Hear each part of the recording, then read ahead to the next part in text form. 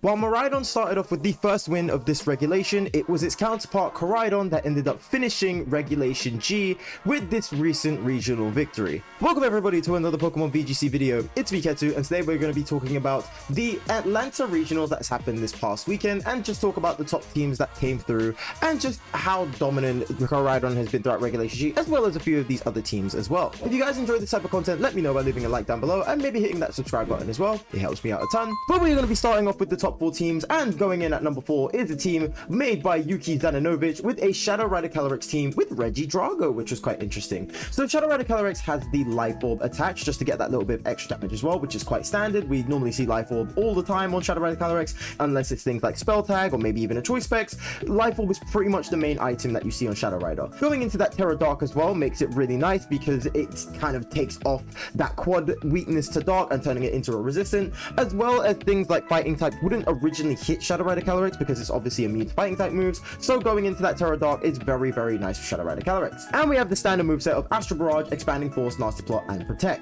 We do see Expanding Force here because we are paired up with the Indeedee, which we will get to in a second. But most times when you don't see Indeedee, your other Psychic option here is the just basic Psychic. There are other sets as well where you can go into the Terra Fairy, going into Draining Kiss as well, which also hits Dark type Pokemon for super effective damage, which is just really nice countering, you know, your main, essentially your main weakness outside of Astral Barrage, since you can also hit Ghost for super effective damage. So it's quite nice as well. Shadow Rider Calyrex has just been like just a big powerhouse since the start of Regulation G. Even the last time it was allowed in Regulation G last year, it was such a powerhouse, and it's nice to see Shadow Rider still doing pretty well here. Next up is the Regidrago with the Dragon Fang to boost up Dragon type moves, and one thing you're going to see here is that all of its moves are literally Dragon type moves. It is all sense of Dragon type moves, and we'll get to that in a minute. We have Dragon's Maw, which also buffs up Dragon type moves, which makes sense because now with this Dragon Fang and Dragon's Maw, you have a 1.7 times multiplier, as well going into the Terra Ghost to steer clear of things like Fake Out, which can always put Regidrago in a bad way. So this way you kind of get damage off on turn 1, just straight away out of the gate, just making sure that you can hit things really, really hard, really, really quickly.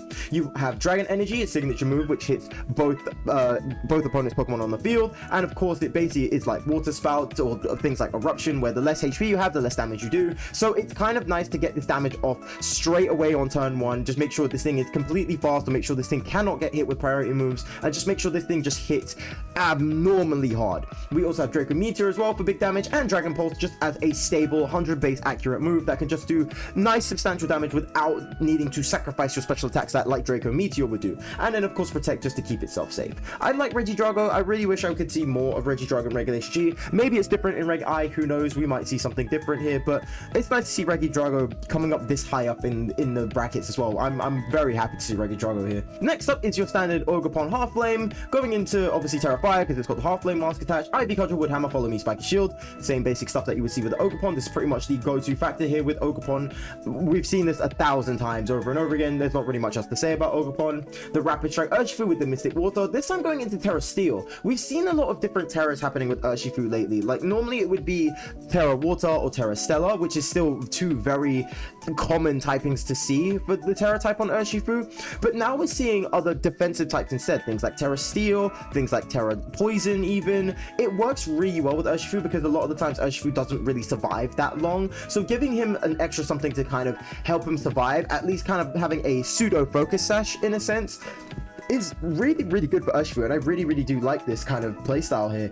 Surging Strikes, Close Combat, Taunt, and Detect as well, because again, since you are running Indeedee, Arco Jet is kind of like taken out of the equation, so you're not really running priority moves here. You are just essentially just running normal standard no priority moves. So Surging Strikes and Close Combat is just the go-to factors here, and Taunt is very nice as well because you end up shutting down Trick Room, you shut down Follow Me's, you shut down all these like weird disruption moves as well. It's just a very good thing for Urshifu to put on. Next up is the Indeedee female with Psychic Surge and the Rocky Helmet as well. This way it punishes any physical attacking Pokemon here for Indeedee just to get a little bit of extra damage on, which is quite nice. Going into Terra Water, a great defensive typing here to go for, especially for things like Calyrex inside of Trick Room. You have Psychic, Helping Hand, Follow Me, and Trick Room of course. Standard set for Indeedee, can't really much complain. And of course, speaking of just common movesets here, we have the Whimsy going into the Cobra Cloak and the Prankster, going into Terra Fire as well, just to make sure it doesn't also get hit with Steel or Fire types as well that would hit Whimsicott for super effective damage. Moonblast, Tail Tailwind, Encore, Helping Hand. Standard stuff here that we see from Whimsicott. It is pretty much essentially the main Whimsicott moveset that we've just become accustomed to. Next up is the number 3rd place made by Joseph Ugarte, and this is a Miraidon Grimmsnarl team. Now, I have personal beef with this team because I have faced this team quite a few times, both online and in locals and stuff, and this team is obscenely dominant. This team is absurdly good. Like, it is really hard to maneuver this team. So the way this team would work is that you would have Grimmsnarls obviously set up your screens and just make disruption any which way it can, and Volcarona coming in with Quiver Dance, Giga Drain, and Fiery Dance just makes it an undeniable threat, something that you really just can't ignore, especially if it sets up a Quiver Dance, especially 2 Quiver Dances if it wants to go that crazy. We also have the Rapid Strike Urshifu with the Mystic Water, Terra Poison, as I said as well, going into more defensive typings like Steel, like Poison. We're seeing that a lot more with Urshifu now because, again, things like Fluttermane, Moonblast can just take out Urshifu in one shot, even if there's no EVs attached on Urshifu, which is saying a lot for Urshifu. Surging Strikes, Close Combat, Swords Dance instead of Taunt, and Detect, because the last thing you want to get hit by is a Swords Dance boosted, Mystic Water boosted Surging Strikes that will always critical hit. That is the last thing you want to get hit by. So yeah, it's not a pretty picture once that Swords Dance gets set up as well. It kind of makes you essentially panic in a sense, where there's so many setup moves, and Grimmsnarl being there, just being like, I'm gonna set up screens, so you can't even one-shot these Pokemon if you really wanted to try. Not even to mention, you've got things like Ditto as well with the Focus Sash that can just transform into whatever you want. It is an absurd team. This team is absolutely absurd, and it is so hard to get rid of. We have the Iron Hands with the Assault Vest, Drain Punch, Wild Charge, Volt Switch, and Fake Out. Volt Switch just to get you a nice easy in and out option there, which is quite unique. I was not expecting Volt Switch on the Iron Hands, but it is a very unique set here. And just to be able to be like, right, something's not right here, I can pop a Volt Switch, back out, and then just bring in who I want, especially if it works for things like Miraidon, if you want to set up terrains, or Ditto if you want to get a good, copy into a Mon. It just works very well in that kind of aspect there. Again, going back into the Volcarona, going into Terra Grass, this means you are steer clear of things like Rage Powder, you're steer clear of things like Spore, things that just really can just shut down Volcarona pretty nicely. Outside of like Follow Me, it's just really rough. It is really rough to get by. But yes, we have Fiery Dance, Quiver Dance, Giga Drain, and Protect, as well as the Citrus Berry as well, just to give it a little bit of extra HP, because the last thing you want is this thing being on like a +1 or a +2 special defense, having major bulk in its defenses, and then also being +1 or +2 special attack, and then this thing regenerates HP on top of that. This thing is cracked. This thing gets absolutely insane damage insanely quickly. Like, it's just crazy to me. We have the Choice Specs Miraidon, Terra Fairy, Standard Miraidon set, Electro Drift, Draco Meteor, Dazzling Gleam, Volt Switch as well. Standard set here for Miraidon, can't really complain much. It's just the standard set you would see. Grimmsnarl as well, setting up both screens, Reflect, Light Screen, this time with the Thunder Wave and the Foul Play as well, with the Light Clay to make sure these screens set up a little bit longer, and as well having the Terra Ghost type. That means it could just stay clear of any fake outs and just immediately pop off screens the first turn it can go out without being afraid of things like fake out. And then of course we have the Ditto as well with the Focus Sash, Imposter, and Transform, going into Terra Normal just to make sure that whatever happens, it's just really good to go. This team is just such an aggressive team, and it works in a way that it makes your opponent panic, where it's just like, right, I need to get rid of Grimmsnarl, but then that means Miraidon can do damage, Volcarona can set up, Urshifu can do damage, or Urshifu can set up, Iron Hands can reposition, or Ditto can just copy me, but I need to get rid of Grimmsnarl because Grimmsnarl has the screens. Or if I get rid of Grimmsnarl, I've got these guys to deal with now, but these guys are already on +1, +2, and now I need to deal with these guys, but then there's another ally coming in who's also probably going to set up, who's also going to do major damage out of there, so I need to focus on this one. It causes you to panic every so often and essentially target one in exchange for letting the other one set up. It is crazy destructive. And then finally, it's both the number 1 and number 2 teams, which is coincidentally exactly the same team. We've had this a few regionals ago, and I can't remember, with the Tang teams with Ice Rider Calyrex, and this time it's come up with Koraidon coming in both at number 1 and at number 2. I think for the top 8, I think Koraidon was like 6 of them. I think Koraidon was 6 out of 8 in this regional this weekend, and that is crazy to me. That is absolutely insane. But we do run a Koraidon set here, and this is very unique. So of course we have the Chiyu with the Choice Scarf, pretty much standard set here. Going into Terra Fire, normally you'd see Terra Ghost, but in this case you are running Indeedee, so this way you kind of just like push out that whole fake out pressure and just be like, well, I'm here now. Indeedee can just stop fake out whenever it wants to, so I don't really need to waste a Terra going into Chiyu. I can just go Terra Fire and just do more damage as a result.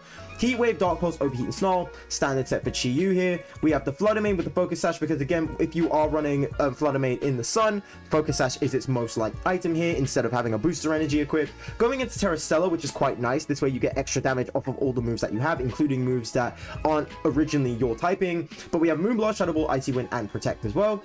We have the Iron Crown, which was very, very interesting. This time with the boost energy, because again, you are not running with electric terrain, you're running with psychic terrain. Going into Terra Water, again, like we said before, very, very good defensive typing here. Expanding Force, Tachyon Cutter, Calm Mind, and Protect. So this thing running at booster energy, I'm assuming is obviously booster energy speed. And so that way you get just a quick Calm Mind off, just to protect yourself a bit nicer. And not even to mention, Expanding Force on a +1 is just absolutely brutal. And then of course you have Tachyon Cutter as well, which is a nice way to get rid of Focus Sash Pokemon.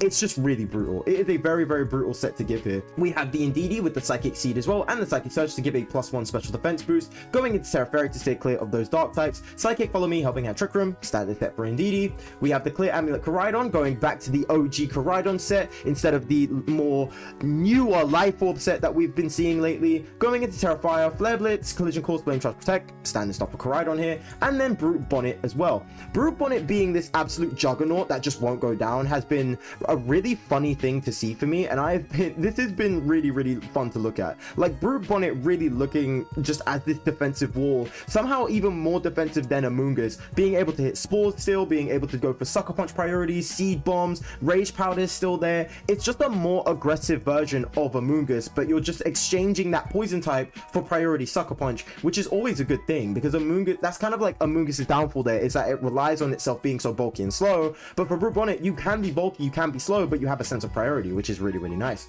And then obviously Terra Water as well, going into that defensive typing as well, to stay clear of those fire type weaknesses, just to make sure it's a little bit more nicer as well, and including that ice type weakness as well that Ice Rider Calyrex would love to throw at you. Now this is the part of the video where I talk about the most used Pokemon of the weekend, both day 1 and day 2, but unfortunately I couldn't get a hold of the day 2 graphics. I could only get a hold of day 1. So if anybody does get a hold of this or manages to make a picture about it, please let me know in the comments below and I'll try and have a look at it. But for day 1, at least, we can kind of get a good picture as to who's kind of appearing here. And for the top 8 in day 1, both of the horses are coming up in the top spot here.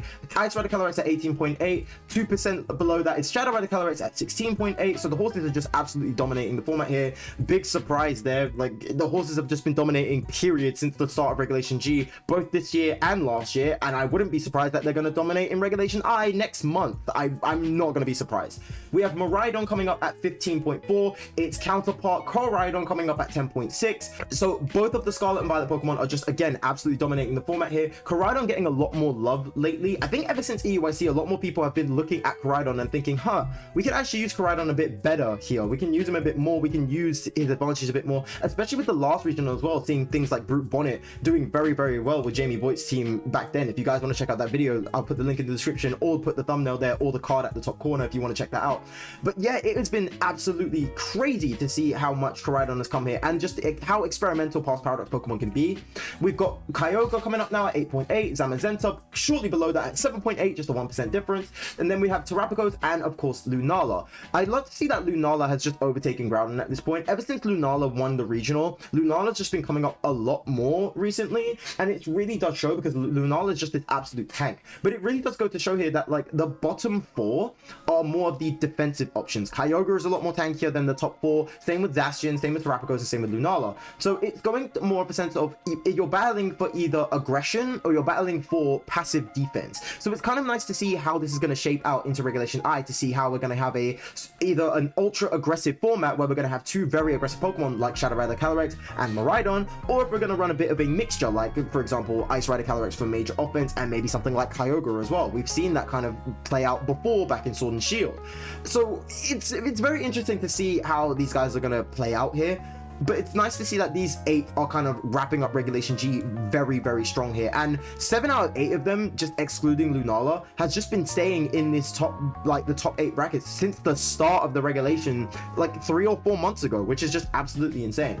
But of course, going into the top 12 non-restricted Pokemon, of course the big 3 running the format again. Urshifu, Incineroar, Rillaboom running the format again. Love the big 3. The big 3 are just absolutely insane. Raging Bolt following shortly after that at 23.7. We have a Amoonguss shortly after that, Fluttermane, Half-Flame Ogerpon, no Cornerstone this time, which is very interesting. Normally when you see Half-Flame Ogerpon, you see Cornerstone kind of somewhere around it, either a little bit ahead or a little bit behind, but this time there is no sign of Cornerstone Ogerpon, which is quite interesting here.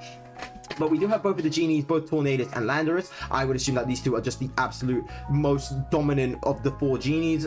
It's just absolutely insane. Like, Landorus is just doing absolutely crazy damage, and Tornadus being an amazing manual rain setter, amazing manual sunsetter, Blinkwind Storm being just very useful. We don't see much of flying type moves recently, so it's a very good way to kind of just hit grass types, hit fighting types as much as we can here. We also have Indeedee, Whimsicott, and Farigiraf, the top 3 most dominant support Pokemon that we have as well, outside of Amoonguss.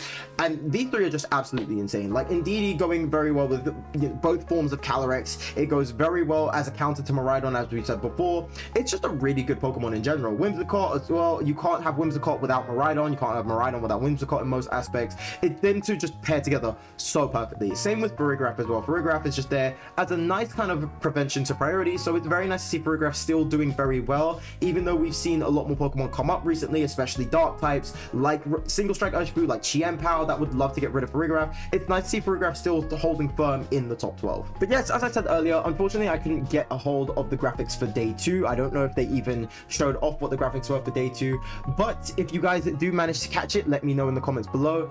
But unfortunately that is all we have time for today. If you guys enjoyed this video, let me know by leaving a like down below, as well as hitting that subscribe button, and letting me know what your favorite team is from this tournament this past weekend, as well as letting me know who your favorite restricted Pokemon was throughout Regulation G. This was the last Regulation G tournament that we are going to get. The next one that we get is going to kick off Regulation I, so I am very, very excited to see how that one is going to play out. It's going to be very interesting. I'm also experimenting with teams as we speak, so it's going to be very, very interesting to see what is going to dominate the format so early on, and who's going to have the biggest target on their back very early on. But again, something that we're going to cover when we get there, when Regulation I is full on in effect at the start of May. But yeah guys, thank you so much for tuning in. You guys have been absolutely amazing, and I will catch you guys in the next video. See you soon. Bye.